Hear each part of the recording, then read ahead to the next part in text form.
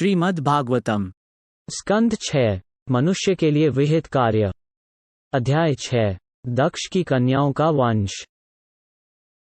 श्री सुखदेव गोस्वामी ने कहा, हे राजन, उसके बाद ब्रह्मा जी के निवेदन पर प्रजापति दक्ष, जिन्हें प्राचेस कहा जाता है, ने अपनी पत्नी असिग्नी के गर्भ से 60 कन्याओं को जन्म दिया। सभी कन्याएं अपने पिता से बहुत स्नेह करती थीं। उन्होंने धर्मराज, यमराज को 10 कन्याएं, कश्यप को पहले 12 और फिर 1 और सहित कुल 13 कन्याएं, चंद्रमा को 27 कन्याएं और अंगिरा, कृशाश्व और भूत को 2-2 कन्याएं दान स्वरूप प्रदान की। शेष 4 कन्याएं कश्यप को दे दी गईं। इस प्रकार कश्यप को कुल मिलाकर 17 कन्याएं प्राप्त हुईं। अब मुझसे इन समस्त कन्याओं और उनके वंशजों के नाम सुनो, जिनसे ये तीनों लोग भर गए हैं। यमराज को दी गई 10 कन्याओं के नाम भानु, लंबा, ककुद, यामी, विश्वा, साध्या, मरुत्वती, वसु, मुहूर्ता और संकल्पा थे। अब उनके पुत्रों के नाम सुनो। हे राजन, भानु के गर्भ से देव ऋषभ नाम का एक पुत्र जन्मा और उससे इंद्रसेन नाम का एक पुत्र हुआ। लंबा के गर्भ से विद्योत नाम का एक पुत्र पैदा हुआ, जिससे सभी बादलों का जन्म हुआ। ककुत के गर्भ से संकट नामक पुत्र हुआ, जिसके पुत्र का नाम कीकट था। कीकट से दुर्गा नामक देवतागण हुए। यामी का पुत्र स्वर्ग हुआ, जिससे नंदी नामक पुत्र उत्पन्न हुआ। विश्वा के पुत्र विश्वदेव थे, जिनकी कोई संतान नहीं थी। साध्या के गर्भ से साध्य निकले, जिनके एक पुत्र था जिसका नाम अर्थसिद्धि था। मरुत्वती ने गर्भ से 2 पुत्रों को जन्म दिया, मरुत्वान और जयंत। जयंत, जो भगवान वासुदेव का विस्तार हैं, उपेंद्र के नाम से जाने जाते हैं। मुहूर्ता की कोख से मुहूर्तिकगण नाम के देवता जन्मे। ये देवता अपने अपने समय में जीवों को उनके कर्मों के अनुसार फल प्रदान करते हैं। संकल्प का पुत्र संकल्प कहलाया, उससे काम की उत्पत्ति हुई। वसु के पुत्र 8 वसु कहलाए। उनके नाम सुनो: द्रोण, प्राण, ध्रुव, अर्क, अग्नि, दोष, वास्तु और विभावसु। द्रोण नामक वसु की पत्नी अभिमति से हर्ष, शोक, भय आदि पुत्रों की उत्पत्ति हुई। ऊर्जस्वती, प्राण की पत्नी, ने 3 पुत्रों को जन्म दिया, जिनका नाम सह, आयुष और पुरोजव था। ध्रुव की पत्नी धरणी के नाम से जानी जाती थी और उसके गर्भ से विभिन्न शहरों का जन्म हुआ। अर्क की पत्नी वासना के गर्भ से कई पुत्रों ने जन्म लिया, जिनमें सबसे बड़े तर्ष थे। अग्नि नाम के वसु की पत्नी धारा ने भी कई पुत्रों को जन्म दिया, जिनमें से सबसे बड़े द्रविणक थे। अग्नि की दूसरी पत्नी कृतिका से उनके पुत्र स्कंद, कार्तिकेय का जन्म हुआ, जिनके पुत्रों में विशाखा प्रमुख थे। दोष नामक वसु की पत्नी शर्वरी से शिशुमार नामक पुत्र उत्पन्न हुए, जो श्री भगवान के अंश थे। वास्तु नामक वसु की पत्नी आंगिरी से महान शिल्पी विश्वकर्मा का जन्म हुआ। विश्वकर्मा ने आकृति से विवाह किया, जिनसे चाक्षुष मनु का जन्म हुआ। मनु के पुत्र विश्वदेव और साध्य कहलाए। विभावसु की पत्नी उषा से 3 पुत्र हुए, व्युष्ट, रोचिष और आतप। आतप से पंचयाम, दिन, का जन्म हुआ, जो सभी जीवों को भौतिक गतिविधियों के लिए प्रेरित करता है।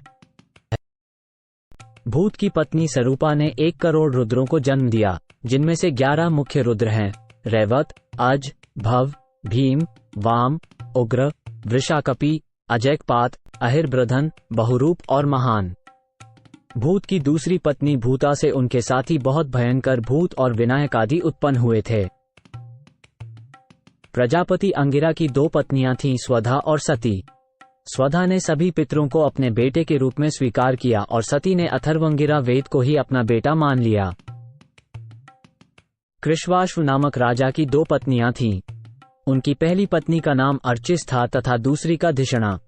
अर्चिस से राजा को धूमकेतु नामक पुत्र हुआ। दूसरी पत्नी धिषणा से राजा को 4 पुत्र हुए। वेदशिर, देवल, वयुन और मनु उनके नाम थे। कश्यप जी, जिनका एक अन्य नाम ताड़श्य है, उनकी 4 पत्नियां थीं, विंता, सुपर्णा, कद्रु, पतंगी और यामिनी।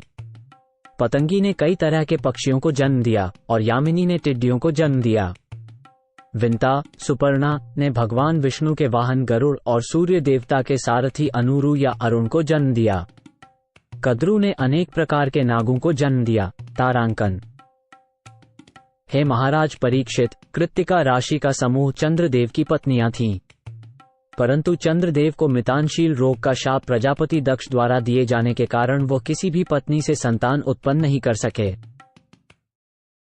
इसके बाद चंद्रमा के राजा ने प्रजापति दक्ष को विनम्र वचनों से प्रसन्न करके बीमारी के दौरान खोई हुई रोशनी को फिर से प्राप्त कर लिया, लेकिन फिर भी उनके कोई संतान नहीं हुई।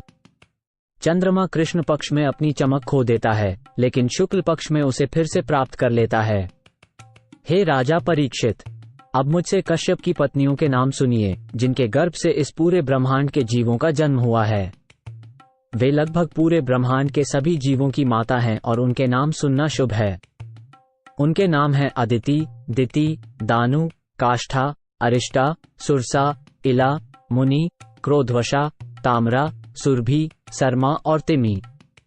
तिमि के गर्भ से सभी जलीय जीवों का जन्म हुआ और सरमा के गर्भ से सिंह और बाघ जैसे क्रूर जानवरों का जन्म हुआ। हे राजा परीक्षित, सुरभि के गर्भ से भैंस, गाय और अन्य खुर वाले पशु पैदा हुए।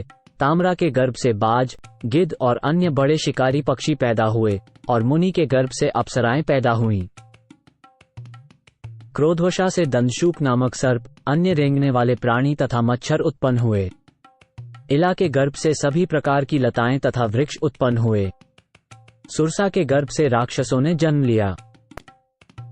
अरिष्टा के गर्भ से गंधर्व उत्पन्न हुए और जिन जानवरों के खुर दो भागों में विभाजित नहीं होते, जैसे कि घोड़ा, वे काष्ठा के गर्भ से उत्पन्न हुए। हे राजा, दनु के 60 और 1 पुत्र उत्पन्न हुए, जिनमें से ये 18 बहुत महत्वपूर्ण थे। द्विमूर्धा, शंबर, अरिष्ट, हयग्रीव, विभावसु, अयोमुख, शंकुशिर, स्वरभानु, कपिल, अरुण, पुलोमा, वृषपवा, एकचक्र, अनुतापन, धूम्रकेश, विरूपाक्ष, विप्रचित्ति और दुर्जय। स्वरभानु की पुत्री सुप्रभा के साथ नमुची का विवाह हुआ। वृषपवा की पुत्री शर्मिष्ठा को नहुष के पुत्र महाबली राजा ययाति ने प्राप्त किया था। दनु के पुत्र वैश्वन की 4 सुंदर कन्याएं थीं, उपदानवी, हयशिर, पुलोमा और कालका। उपदानवी की शादी हिरण्याक्ष से हुई और हयशिर ने क्रतु से विवाह किया। उसके बाद भगवान ब्रह्मा के अनुरोध पर प्रजापति कश्यप ने वैश्वन की अन्य 2 कन्याओं पुलोमा और कालका के साथ विवाह कर लिया। कश्यप की इन दोनों पत्नियों से 60,000 पुत्र हुए, जिनमें से निवात कवच प्रमुख थे। उन्हें पौलोम और कालकेय कहा जाता था। वे शारीरिक रूप से बहुत मजबूत थे और युद्ध में निपुण थे। उनका लक्ष्य महान ऋषियों द्वारा किए गए यज्ञों में बाधा डालना था। मेरे प्रिय राजा, जब आपके दादा अर्जुन स्वर्गलोक गए तो उन्होंने अकेले ही इन सभी राक्षसों को मार डाला और इस तरह राजा इंद्र उनके प्रति अत्यंत स्नेही हो गए। विप्रचित्ति को अपनी पत्नी सिंगिका से 101 पुत्र हुए, जिनमें राहु सबसे बड़े थे और अन्य 100 केतु कहलाए। वे सब प्रभावशाली ग्रहों, लोकों में स्थान पाने में सफल हुए। अब सुनो, मैं अदिति के वंश परंपरा का कालक्रमानुसार वर्णन कर रहा हूँ। इस वंश में पूर्ण परमात्मा भगवान नारायण ने स्वांश के रूप में अवतार लिया। अदिति के पुत्रों के नाम इस प्रकार हैं: विवस्वान, अरमा, पूषा, त्वष्टा, सविता, भग, धाता, विधाता, वरुण, मित्र, शत्रु और उरुक्रम। विवस्वान सूर्यदेव की भाग्यशाली पत्नी संज्ञा ने श्रीधदेव मनु को जन्म दिया और उसी भाग्यवती पत्नी ने यमराज और यमुना नदी यमी नामक जुड़वां बच्चों को भी जन्म दिया। इसके बाद यमी ने पृथ्वी पर एक घोड़ी का रूप धारण करके घूमते हुए अश्विनी कुमारों को जन्म दिया। सूर्य की एक और पत्नी छाया से शनि और सावर्णी मनु नाम के 2 पुत्र और तप्ती नाम की एक बेटी पैदा हुई, जिसने संवरण से विवाह किया। अरमा की पत्नी मातृका से कई विद्वान पुत्रों का जन्म हुआ।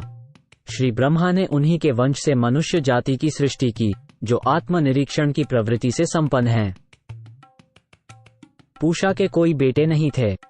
जब भगवान शिव को दक्ष पर गुस्सा आया तो पूषा ने दांत निकालकर हंसी, इसलिए उसके दांत चले गए और तब से वो पिसा हुआ आटा खाकर जीवन यापन करने लगा। प्रजापति त्वष्टा ने दैत्यों की पुत्री रचना से विवाह किया। उनके वीर्य से रचना के गर्भ में सन्निवेश और विश्वरूप नामक 2 अति शक्तिशाली पुत्रों ने जन्म लिया। यद्यपि विश्वरूप राक्षसों की पुत्री का पुत्र था, जो देवताओं का चिरकालिक शत्रु है, फिर भी ब्रह्मा के आदेश पर देवताओं ने उसे अपना पुरोहित स्वीकार कर लिया था। ऐसा उन्होंने तब किया जब उनके गुरु बृहस्पति ने उनके अपमान के कारण उनका परित्याग कर दिया था, जिससे उन्हें एक पुरोहित की आवश्यकता पड़ी थी।